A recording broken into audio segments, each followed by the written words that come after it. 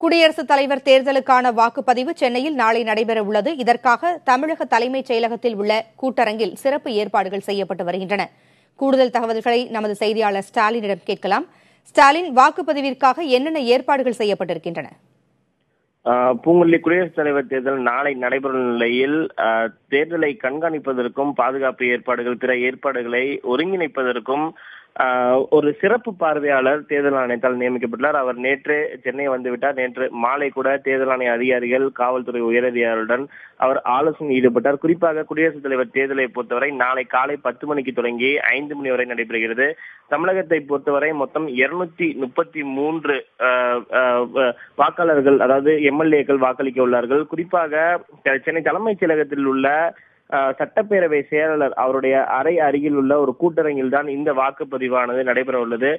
காலை 10 மணிக்கு தொடங்கும் இந்த வாக்குப்பதிவை பொறுத்தவரை ஏற்கனவே எம்எல்ஏக்களுக்கு, அதாவது வாக்காளர்களுக்கு கடிதம் மூலமாக என்னென்ன அம்சங்கள் இடம்பெற வேண்டும், எப்படி வாக்களிக்க வேண்டும் என்ற விஷயத்தை குறிப்பிட்டு ஏற்கனவே கடிதம் மூலமாக தெரிவிக்கப்பட்டுள்ளது.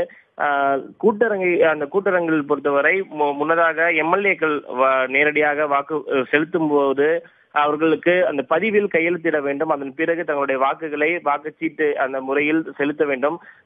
ஏற்பாடுகளை பொறுத்தவரை பார்த்தோம் என்றால் நேற்று உதவி தேர்தல் நடத்தும் அலுவலராக சட்டப்பேரவை செயலர் பூபதி தான் நியமிக்கப்பட்டுள்ளார். தேர்தல் ஆணையம் அவருக்கு வேண்டிய ஒருங்கிணைப்பு பணிகளை தொடர்ச்சியாகவே செய்து வருகிறது.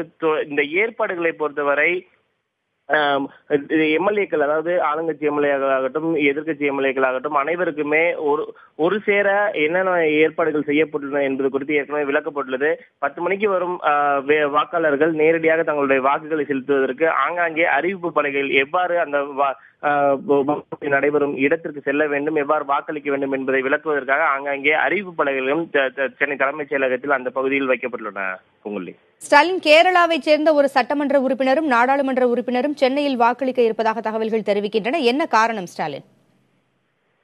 பூங்குழலி, அதாவது கேரளாவை சேர்ந்த 2 பேர், ஒரு நாடாளுமன்ற உறுப்பினர் மற்றும் சட்டமன்ற உறுப்பினர் நேரடியாக அவர்கள் இங்கு, அதாவது சென்னை தலைமைச் செயலகத்தில் வாக்களிப்பதற்கான ஏற்பாடுகள் ஏற்கனவே அவர்கள் தேர்தல் ஆணையத்தில் இதற்கான ஒப்புதலை பெறப்பட்டதாக தகவல் தெரிவிக்கின்றன. அதாவது தங்களுடைய பணி காரணமாக அவர்கள் நாளை திங்கட்கிழமை அவர்கள் சென்னையில் உள்ள காரணத்தினாலும், அதே போல ஒருவருக்கு உடல்நிலை குறைவு ஏற்பட்ட காரணத்தினால் அவர் சென்னையில் மருத்துவமனையில் அனுமதிக்கப்பட்டு அவர் தற்போது அந்த சிகிச்சை பிரிவில் உள்ள காரணத்தினால் அவர் நேரடியாக இங்கு வந்து சென்னை தலைமைச் செயலகத்தில் வந்து ஏற்கனவே தேர்தல் ஆணையத்தில் முன் அனுமதி பெற்ற காரணத்தினால் அந்த இருவருக்கும் தேர்தல் ஆணையம் அதற்கான அனுமதியை கொடுத்தது.